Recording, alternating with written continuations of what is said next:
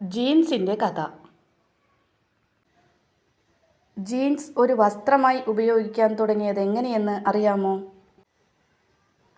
കൗമാരപ്രായക്കാരുടെ പ്രിയപ്പെട്ട വേഷങ്ങളിലൊന്നാണ് ജീൻസ്. ഫാഷനുകൾ മാറി മാറി വരുന്നുണ്ടെങ്കിലും നമ്മുടെ ക്യാമ്പസുകളിൽ എക്കാലവും ജീൻസിനൊരു പ്രത്യേക സ്ഥാനമുണ്ട്. കണ്ടാൽ പഴങ്കോടിയെന്ന് തോന്നിക്കുന്ന ഈ പരുക്കൻ തുണി കൊണ്ട് വസ്ത്രങ്ങൾ ഉണ്ടാക്കുവാൻ തുടങ്ങിയത് തികച്ചും യാദൃച്ഛികമായിട്ടായിരുന്നു. ബവേറിയക്കാരനായ ലെവിസ്ട്രോസ് ആണ് ആദ്യമായി ജീൻസ് ഉപയോഗിച്ച് വസ്ത്രമുണ്ടാക്കിയത്. സ്വർണം തേടി 1850-ൽ അമേരിക്കയിലെ സാൻ ഫ്രാൻസിസ്കോയിലെത്തിയ ലെവിയുടെ പക്കൽ ക്യാൻവാസ് തുണികളുടെ വലിയൊരു ശേഖരം ഉണ്ടായിരുന്നു. സ്വർണ്ണഖനികളിലെ പണിക്കാർക്ക് കൂടാരം നിർമ്മിക്കുവാനും വാഗണുകൾ പൊതിയുവാനുമാണ് ഇവയത്രയും അദ്ദേഹം കൂടെ കരുതിയത്.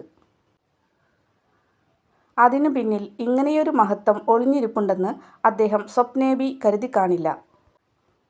ഉപയോഗം കഴിഞ്ഞു ബാക്കി വന്ന ക്യാൻവാസിൽ നിന്ന് ട്രൗസർ ഉണ്ടാക്കി തരാമോ എന്നാരാഞ്ഞ് ഒരിക്കൽ ഒരു ഖനിത്തൊഴിലാളി ലെവിയെ സമീപിച്ചു. അങ്ങനെയെങ്കിലും അവ പ്രയോജനപ്പെടുമല്ലോ എന്ന് കരുതിയ ലെവി അപ്പോൾ തന്നെ ഒരു പാൻസ് തയ്ച്ചുണ്ടാക്കി അയാൾക്ക് സമ്മാനിച്ചു. അതായിരുന്നു ആദ്യത്തെ ജീൻസ്. കട്ടി കുറഞ്ഞ, പെട്ടെന്ന് കീറിപ്പോകുന്ന തരം വസ്ത്രങ്ങളായിരുന്നു അക്കാലത്ത് ഖനികളിൽ ഉപയോഗിച്ചിരുന്നത്. അതിനാൽ പരുക്കൻ തുണി കൊണ്ട് ലെവി നിർമ്മിച്ച ജീൻസ് വളരെ വേഗം തന്നെ ഖനിത്തൊഴിലാളികൾക്കിടയിൽ പ്രിയപ്പെട്ടതായി.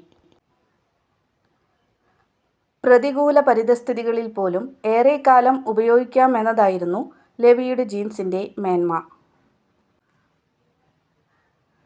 കാലക്രമേണ സാധാരണ ജനങ്ങളും ജീൻസ് ഉപയോഗിക്കാൻ തുടങ്ങിയതോടെ ലെവിയുടെ ശ്രദ്ധ പൂർണ്ണമായും സ്വർണ്ണവേട്ടയിൽ നിന്ന് വസ്ത്രവ്യാപാരത്തിലേക്ക് തിരിഞ്ഞു.